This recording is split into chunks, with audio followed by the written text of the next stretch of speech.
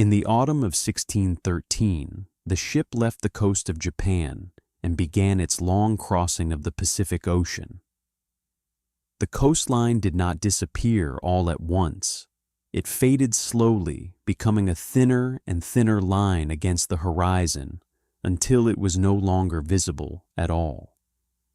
The vessel was known as the San Juan Bautista. It had been constructed under the direction of Date Masamune's domain, influenced by Western shipbuilding methods that had begun to appear in Japan. Its hull was built for distance. It was not meant for short coastal travel. It was meant to endure. The Pacific did not greet the ship with drama. There were no sudden storms in the first days. Instead, there was repetition, the creaking of wood, the steady pull of wind in the sails, the quiet rhythm of water against the hull. For Hasekura Tsunenaga, the beginning of the voyage would not have felt heroic. It would have felt gradual. The routines of the ship established themselves quickly. Meals were taken at regular intervals. Watches were assigned. Tasks were repeated. Morning light arrived without variation. The deck warmed under the sun. Salt collected along the railings. The air carried a faint sharpness that never entirely disappeared. Days began to resemble one another. The ocean offered no landmarks. There were no mountains in the distance, no villages, no temples, only an unbroken horizon that curved gently around them. Navigation depended on careful observation. At night, the sky became a map. The position of familiar stars provided guidance across open water. The crew would have looked upward often, measuring direction through steady points of light that had guided sailors for generations. The ship moved steadily, neither fast nor slow by the standards of the time. Wind determined their pace. When the wind weakened, the sails slackened. Movement became softer, almost hesitant. When it strengthened, the vessel leaned slightly into the motion, wood tightening under pressure. The Pacific crossing would take months. Time did not pass dramatically. It stretched. Days merged together. Small events became more noticeable simply because there was little else to interrupt the rhythm. A rope wearing thin, a barrel needing repair, a change in the wind. Hasekura would have spent long hours on deck. He was a samurai, trained for discipline and order. But the ocean did not respond to discipline. It responded only to wind and current. There would have been moments of quiet reflection, the sound of water moving along the hull, the creak of beams shifting slightly as the ship adjusted to the sea, the sky changing color at dusk, then darkening fully. The Pacific at night could appear endless. The stars above seemed closer than any land. With no city lights and no shoreline nearby, the sky opened completely. Constellations rose and fell without obstruction. The horizon did not change. It remained the same the next morning, and the morning after that. Weeks passed. The crew adjusted to the rhythm of distance. Conversation likely grew shorter. Silence grew more common. The body adapts to repetition. So does the mind. Storms may have come, but even storms followed a pattern. Wind increased, waves rose, the ship endured. Then calm returned. Salt settled into fabric and hair. The deck remained uneven underfoot. The smell of wood, rope, and sea blended into a constant presence. For Hasekura, the journey was not simply geographic. It was temporal. Each passing day placed him farther from the land he had known and closer to a place he had never seen. There was no visible line marking progress. Only distance covered silently beneath the hull. The Pacific crossing did not demand constant action. It demanded patience. And patience, above all else, defined the voyage. Weeks turned gradually into months. The ocean did not announce the passage of time. There were no changing seasons visible at sea, only subtle shifts in temperature and wind. The sun rose and set with quiet consistency. The moon appeared, thinned, and returned again. Food supplies were measured carefully. Rice, dried fish, preserved vegetables, and stored water were rationed. The crew would have eaten simply, without variety. The taste of salt remained constant. Fresh water was guarded closely. Life aboard the ship reduced itself to essentials: movement, maintenance, observation, waiting. There would have been repairs along the way. Sails frayed by wind needed stitching. Ropes tightened and loosened under strain. Barrels were checked for leaks. The ship was a living structure, responding to pressure and moisture. Hasekura's position on board was neither that of a sailor nor of a commander of the vessel itself. He was the envoy, the representative. His presence carried political meaning. Yet at sea, hierarchy softened. Every person depended on the same hull. At night, when the wind calmed, the ship's movement slowed. The sea flattened into a dark surface, broken only by the faint line of starlight reflected in water. In such moments, the world felt contained. The deck beneath one's feet became the entire visible land. Distance from Japan grew quietly. No one could see it, but it was measurable. Each day carried them farther east across an expanse that few from their homeland had crossed.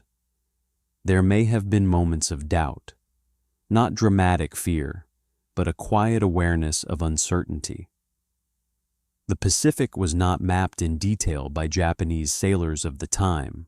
The voyage relied partly on knowledge shared through European contact, partly on careful adaptation. The crew would have watched the sky closely, the color of clouds, the direction of wind, the motion of birds when birds appeared. Signs mattered. Then after weeks of horizon and water, subtle changes began to emerge. Floating debris, driftwood carried by currents, occasional birds circling briefly before disappearing again. These signs did not guarantee land, but they suggested proximity. The air itself may have changed, slightly warmer, slightly different in scent. Land carries its own atmosphere. The first sight of coastline would not have been sudden.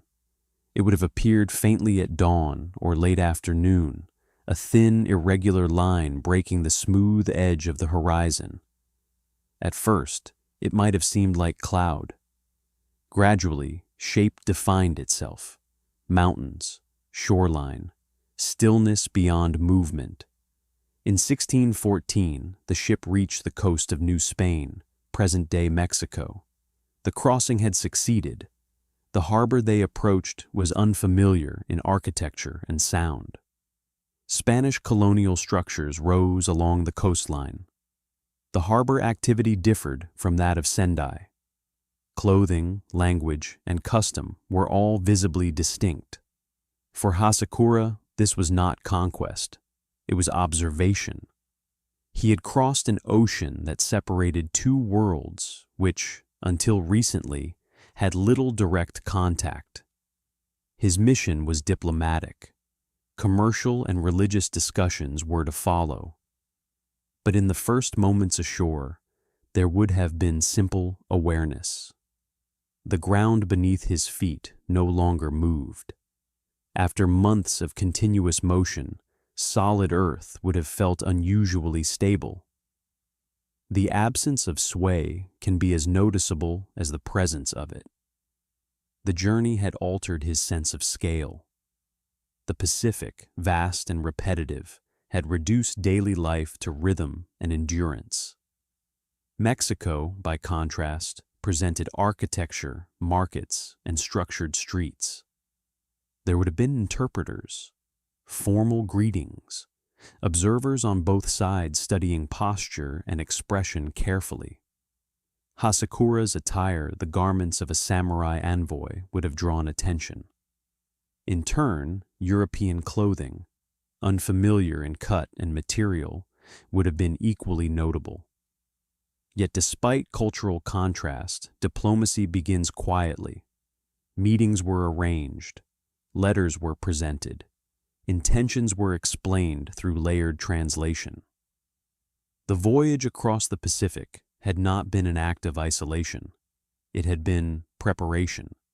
Preparation for conversation. Preparation for representation. Preparation for uncertainty. Months at sea had required patience. Now patience took a different form, waiting for responses, negotiating details, observing foreign courts. The world, which once seemed contained within Japan's islands, had expanded through distance. Hasekura had seen firsthand that oceans could be crossed, that continents existed beyond imagination. But the crossing did not end in spectacle. It ended in procedure. And from Mexico, the mission would continue onward toward Spain and Rome. Yet the Pacific remained behind him, silent, wide, and unchanged, carrying the memory of a voyage defined not by battle, but by endurance. From the coast of New Spain, the mission did not conclude. It continued inland, toward cities shaped by Spanish colonial rule. The journey that had begun in Sendai had already crossed an ocean, yet distance still remained. Travel across Mexico unfolded more slowly than the crossing itself. Roads were uneven, caravans moved at measured pace. Horses replaced the motion of waves, but rhythm persisted. Dust rose beneath hooves. Sunlight pressed steadily against the landscape. For Hasekura, the terrain would have appeared unfamiliar. The vegetation differed from Japan's forests. The architecture bore the imprint of European design, merged with local materials and labor. Churches stood prominently in city centers. Stone replaced wood in many structures. Diplomatic audiences were arranged carefully. Letters from Date Masamune were presented to colonial authorities. Formal language required translation. Japanese into Spanish, Spanish into Latin when necessary, meaning traveled slowly through interpreters. There was no immediate resolution. Diplomatic processes required time. Eventually, the mission advanced toward Europe. Crossing the Atlantic marked yet another expansion of distance. If the Pacific had been vast, the Atlantic introduced a different kind of crossing, shorter in comparison, yet equally uncertain. Spain received the delegation formally. Royal protocol shaped the encounters. Hasekura met King Philip III. The meeting was structured, ceremonial, deliberate. Clothing, posture, and speech were observed closely. The samurai envoy represented not only himself, but the Sendai domain and, indirectly, Japan's evolving relationship with foreign powers. Yet even in royal courts, daily life continued quietly between ceremonies. Rooms were prepared, documents were copied, meetings scheduled and rescheduled. In 1615, Hasekura traveled onward to Rome. The journey carried symbolic weight, but the rhythm remained measured. Rome, with its stone streets and monumental architecture, presented yet another unfamiliar environment. He was received by Pope Paul V. The encounter was recorded carefully by European observers. To them, the presence of a samurai envoy from Japan was remarkable. To Hasekura, it was part of a mission assigned to him years earlier. Formal discussions revolved around trade and the potential establishment of relations. Religious questions were present as well. Yet these conversations unfolded over time, not in dramatic declarations. The pace of diplomacy rarely matches the scale of distance traveled. Years passed between departure and return. When Hasekura eventually began his journey back toward Japan, the political landscape at home had shifted. The Tokugawa shogunate had tightened restrictions on Christianity. Foreign influence was being reconsidered carefully. Policies moved toward isolation. The voyage that had once symbolized openness now returned to a country becoming more guarded. There is little record of Hasekura's final years. Historical documents grow quieter. He returned to Sendai. His mission, ambitious and unprecedented, did not permanently alter Japan's trajectory. Yet the crossing had occurred. A samurai had sailed from Japan to Mexico, to Spain, to Rome, and back again not in conquest, but in representation. The Pacific remained unchanged. The Atlantic remained unchanged. Oceans do not preserve memory. They continue as they always have. But for a period between 1613 and the early 1620s, a wooden vessel carried an envoy across distances rarely attempted by his countrymen. The voyage required patience more than bravery. It required endurance more than force. And when it ended quietly.